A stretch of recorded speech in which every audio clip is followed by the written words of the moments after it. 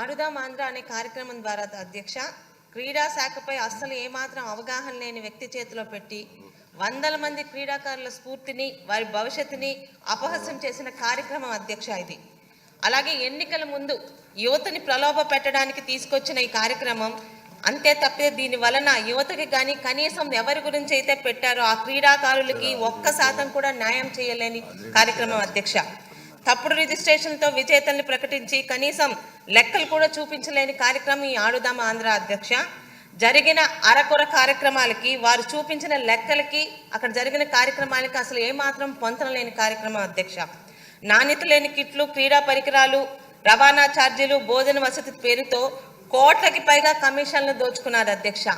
ఢిల్లీకి, ఉత్తరప్రదేశ్కి, ఎక్కడో కర్ణాటకకు చెందిన 6 కమిషన్లకి ఇచ్చి 6 సంస్థలకు ఇచ్చి ఎక్కడి నుంచి తీసుకొచ్చారో కూడా కనీసం లెక్కలు చూపలేకపోయారు అధ్యక్ష. ఇక ముగింపు కార్యక్రమం పేరుతో అసలైన క్రీడాకారుల్ని అక్కడ ఉన్న టిడ్కో హౌసుల్లో వాళ్ళకి వసతులు కల్పించి వచ్చిన విఐపీల పేరుతో కొన్ని కోట్లు దోచుకున్నారు అధ్యక్ష.